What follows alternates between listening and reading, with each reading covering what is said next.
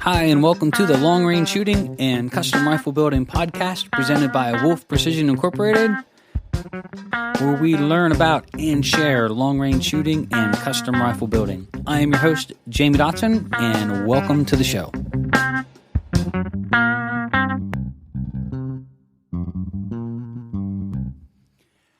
Hi, and welcome to episode 36 of Wolf Precision's Long Range Shooting and Custom Rifle Building podcast. I'm your host, Jamie Dotson, and in this episode, we are going to talk about business. And the podcast itself is about long range shooting and custom rifle building. And in that custom rifle building segment, we are in business, and a lot of folks like us. A lot of people that listen to the podcast itself are in some type of business of some kind. And I thought this was a great opportunity because this is a question we get often at shows and something that we talk about. And I would like to share a little bit on my thoughts on the industry, the businesses, and give some pointers to those that are starting out and thinking of getting into the custom rifle building industry, as well as sort of take some of the abracadabra magic stuff that you see at these shows that don't allow you to really look behind the curtain and see what these companies really are or what they do. And so a lot of these shows and events that we go to, they put on a great dog and pony show. But there's a lot of things behind the scene that new people walk by and they see this stuff and they just don't know the truth of what really is going on behind the scenes and how some of this stuff works. And I think it leaves a bad impression for new shooters or for new builders or new business entrepreneurs that are looking to get in, that they think that they have to grow to these scales to be successful, when I actually think the opposite is very much true. So it's a little bit different of a podcast than what we normally do, but it is a huge part of the industry, and this is a long-range shooting and custom rifle building podcast, so this is going to be a good one to talk about. I hope you enjoy it. So without further ado, here we go. All right, so here we go on episode 36, and in this one, we're going to be talking about custom rifle building and the businesses behind the scenes, and try to give some good advice and maybe some things to think about in any type of business that you're really involved in, and where we think the market is going here, as well as just some ideas and food for thought of the changing industry and times as well. So I'm excited to do this podcast for several different reasons. And to give you a little bit of background about where this podcast came from is we were at the NRA annual meeting this past spring, and we had a booth across from us that was 30 feet by 30 feet that probably cost $100,000, and employees walking around with $10,000 hats on their heads, and celebrity guests, and all of this other stuff going on. And we had a young gentleman come by who was just starting out in gunsmithing and was building rifles, and we get this a lot. We have a couple gunsmithing schools here in Pennsylvania, actually, so we get a lot of people that are starting out and, want to give some advice to these guys in this podcast. But I also want to pull the cloak back a little bit and talk a little bit about, the mentality of where different parts of the industry belong. So he made this comment, was like, wow, it'd really be nice to be like that someday. And I didn't say much at the time other than, that's actually really cool, good for them for growing and being who they are and able to get their business to that level. But on the flip side, there's a truth that wasn't really told, but there was a false veil over these other companies on how they portray themselves as being successful and growing and putting on this great big show, when actually it falls into what I would consider almost like corporate welfare. And, it allows some companies to grow beyond what their typical sales, reinvesting profit, serving their customers, reinvesting profit. That is a long, hard road to go, but it is the right road. And I think in the gunsmithing world or custom rifle building, this could take decades to do. And what was sort of misleading about the booth across from us, and I can't say, I'm not going to say who they are or what they did, but, what they don't hang above their booth is the fact that, they received multi-million-dollar grant from taxpayers or taxpayers' money, multi-million-dollar tax-subsidized loans. And what we find in most cases when companies go that route is they grow faster than what their revenues are able to keep up with. They become heavily in debt because they have investors or capital investors investing in a company that want their money back. They have to meet certain guidelines to meet the stipulations in the grants they receive. And so eventually, some make it, but most don't. But it gives that very big bravado type display that, we are top dog.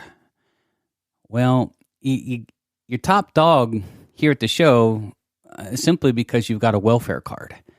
And you pulled that out and swiped it a bunch of times to fast forward you, or what we read a recent book called The Good Profit by the Koch brothers. And I love the book, and he talks a lot about corporate welfare.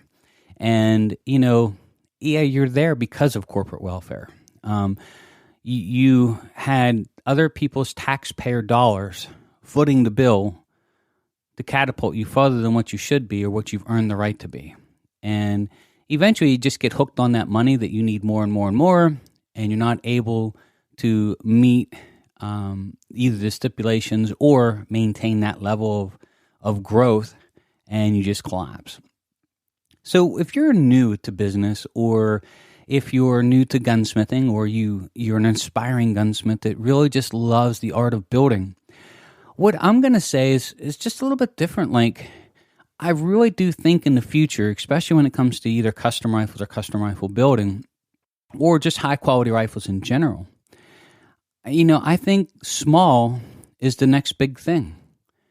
I think people are tired of the massive conglomerates, and you can see this from all the bankruptcies that have already happened. It's not just an opinion on my end, but I think small is the next big thing.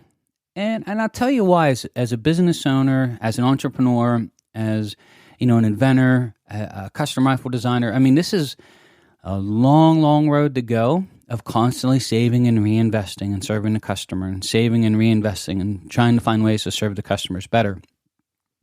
And what I found over the years is that, if you look that growth is the level, is the measurement of success. So, some people think that they have to grow enormous and keep growing and keep growing and keep growing. That's the sign of success. And I'm going to say that for all you guys starting out or considering getting into the business, that's actually not true at all. I think once you start building that reputation, serving your customers, and building a great business focused on quality products, I personally think that growth can actually be the biggest enemy that you chase, because you can never grow big enough. And it requires you to take on massive debts or loans. It requires you to take on venture capitalists who want to return on their money, who now force you. You're depending on what future sales could be rather than what they currently are. And I think as a business owner, you already work more hours than most and harder than most. Now you've got your horse hitched to a totally different wagon. And so you are really in for it. I personally think that the next big thing in small business across the country is going to be small businesses to set not a growth proposition where we're going to keep growing until we hit 100 million and 200 million and 500 million, but they look at their company and say, how big do we want to get? And still maintain a good level of profit, maintain happy employees, enjoy the work we do, enjoy the customers we do the work for. But I think the smart business owners right now, especially the ones that focus on enjoying every aspect of what they do and not just focused on growth, will set a limit and say, this is where we would like to be, but once we get to this level, that's it. And we'll maintain that level through good quality customer service, outstanding product, great employees, and be happy. Because pushing yourself beyond that and thinking that, well, now that we made this level, we have to get to the next level. We have to get to the next level. We have to get to the next level. I really think it pushes you to extend beyond your means. It requires you to take, just unprecedented risks through debt or through venture capitalists. And in the end, making you work faster and harder and faster and harder and faster and harder for little to no return. So we were talking last night, a good friend of mine, and he has a friend that has a business, and they did $500 million or something like that in sales last year. But their return on profit was just 3%. That's a lot of money on both ends of the spectrum, but if they don't reach that 500 million, if they only reach 400 million, do they start losing money? Because their margins are so thin, because they've pushed themselves so big. For a company to grow and maybe add 30 to 40% of their sales might require them doubling their expenses and adding 5 more employees. So in the end, you make more money as a business, but you really don't make much more in profit as far as the margins go. And if anything, you put yourself at massive risk if things slow down. So you're depending on things to maintain at a certain level or continue to grow, which is where a lot of these other companies get in big trouble. So I guess this long story goes back to this 30 by 30 foot booth across from us. It was, beautiful booth. I guarantee it was a 6-figure booth. I thought it was gorgeous. I mean, I would love to someday say, hey, yeah, we build a booth like that. But I'm not going to extend my company out to put on a dog and pony show. And I'm certainly not going to do it at the taxpayer's expense. We'll earn the right to put up our own booth. And if that means that I have to show up 2 days before the show and assemble the thing myself, that's what I do. But, to have a company like that and young builders and gunsmiths walking by and seeing that and saying, wow, that's the bar to set. They should have hung a sign above that said, proudly funded by other taxpayer dollars. So just be careful. Don't think that growth is a sign of success, or that constant growth is a sign of success. I think smart business owners now look at the market, where they want to be at, the customers they want to serve, and eventually put a cap on growth and say, this is as far as we want to go, because this is where we're happy, we're profitable, and we can take care of our customers extremely well. And for you gunsmiths out there, or your aspiring gunsmiths that are looking to break into the industry and really just starting out, don't worry about building that phenomenal shop. Keep your shop in your home. My business started in a 10-foot by 12-foot garage, with a lathe and a mill and a workbench, and eventually spilling over to almost every other portion of the house where the office was and where customers would meet. And we had a friend of ours that was a world-class bench press shooter, just absolute one of the best in the world. And he had built his business and reputation, and then he went out and built a shop and put all this really nice equipment in and nice building. And within 2 years, sold that and moved it back into his home. And it wasn't that he couldn't afford it, but he was spending a lot of money on that part of the business that wasn't making him any more money and wasn't making him any more happy. It was just adding all these additional layers that he had to grow to maintain, and in the end caused him to work a lot harder for something that was not returning anything. And so when you're starting out, don't worry about rushing out and going into massive debt to put up a building or to have this showroom with 65 examples on the wall. Just do great quality work.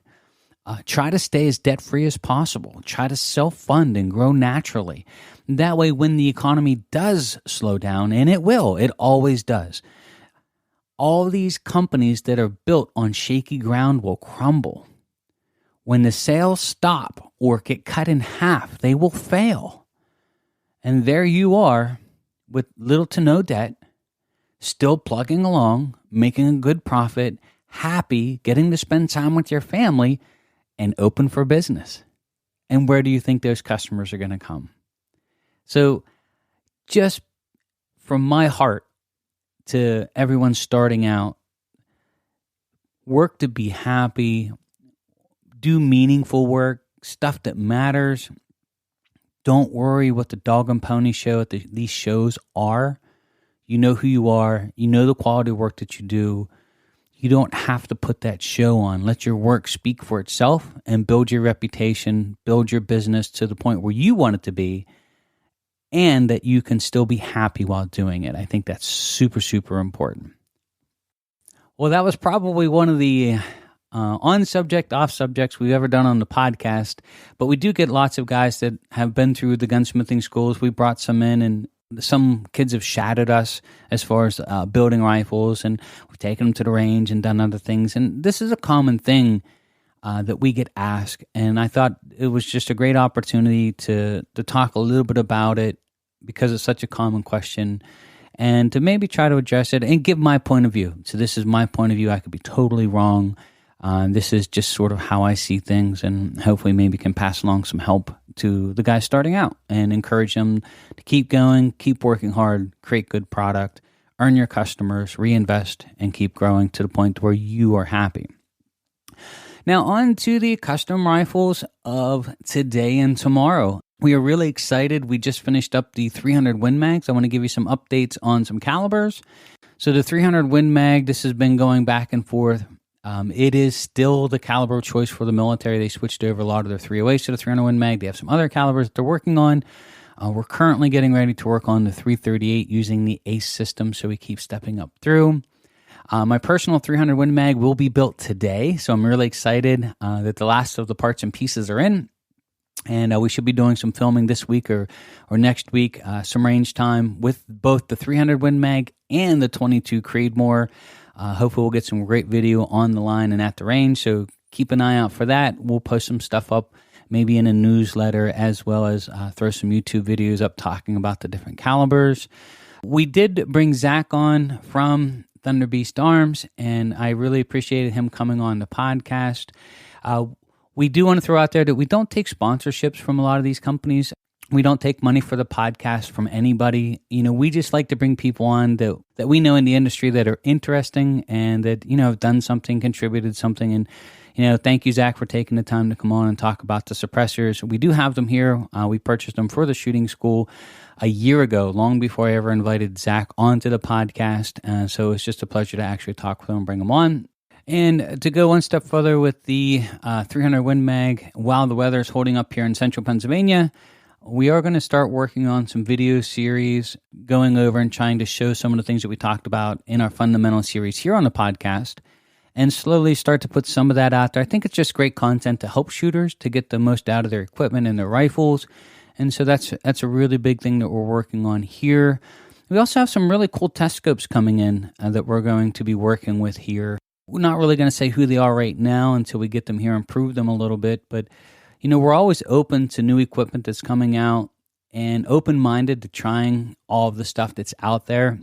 Because in the end, if you're not open-minded about it, you really might miss something that's a great, great asset to your customers as well as to yourself and equipment-wise. So we got some new optics that we should be here this week. We're going to be testing on some 300 Win Mags to really put them through their paces and see what they're all about.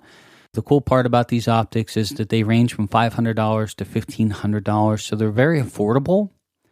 And now we're just going to see if they really do hold up to the test that they're supposed to be able to hold up to. And so we're going to put them through some paces on that. Also, I want to reach out there. If you have any guests that you would like for us to reach out to bring on, if you have any subjects that you would like us to talk about, please send us an email. I read every single one. Our email here is contact@wolfprecision.net. Send us an email, ask the question, and if we read it on the air, we're going to send you a nice hat or t-shirt of your choice as our way of saying thank you. Just let me know what you would like if we read it and what size shirt that you wear. We're also trying to come up with some ideas for some swag. So if you have any ideas on what you would like to see as far as swag for any like decals or stickers or anything like that, patches, please let us know. Or if you have a favorite person that's making great stuff like this that you could refer us to maybe hire and do some work for us, love to hear from you. Also, I do want to reach out there that, we are a small business and we've chosen to stay small. we've chosen to set a line to where we're going to grow to and stop, only because it's that level of happiness that we want to be at without going overboard and just continue rolling down this road of growth. And I think that's really important for how we want to run our business here. I still want to be able to answer the phone. I still want to be able to talk to the customers if they have a question. If they want to call and talk about a build, I still want to be able to take an hour of my day and speak to that customer and help and give advice and, just answer all the questions that they have. And as a small business, I think that's the one thing that's overlooked, is that you get the opportunity to have that connection with the customer and get to spend the time speaking with them directly. We had a customer last year who had purchased a custom rifle through us that had called another company 2 or 3 times trying to ask questions about a potential build, and both times was told, well, you can just build it on the website. The order comes right to us. And, we have been talking to him at the same time. And what was nice was we ended up earning that customer's business and earning that customer not only for the rifle build itself, but eventually came through our shooting school, which was great. And the comment that really led to this podcast, talking even more about staying small as a business, was the fact that he was able to talk to us and that he called back a couple of times and we didn't rush him off the phone, or we didn't have somebody else picking up giving different advice than what we spoke about. And I think that's the one awesome thing about in any type of business, staying at that level to where you can still have a personal relationship with your customers. And so, yes, it does mean that you have to limit your growth. Unfortunately, we'll never build this business to 5,000 to 10,000 rifles a year because we can't maintain that level. We can't talk to that many customers and do what we do. So we have to be willing to self-limit the number of customers that we'll take on. We have to have the discipline to do that and say this is sort of our goal, but this is also the limit of what we can do, and maintain that level of service and connection with the customers that we want. Because I think in the end, that is a win-win scenario for both us as a business, as well as for the customer that would choose to use us to build their rifles or to attend the shooting school. So for you guys starting out in the small business, just keep that in mind. I think that's really important. So we're looking forward to any comments, emails. Next week, we're going to try to do a Q&A. So our podcast will be a Q&A podcast. Forward your emails over to us. We're looking forward to hear from you. And I always want to say thank you for taking the time for joining us here. Again, please check us out at wolfprecision.net. You can also find us on Facebook. We're Wolf Precision Incorporated or Wolf Precision Inc. And of course, my name is Jamie Dotson. I am your host, and you are listening to the Long Range Shooting and Custom Rifle Building Podcast.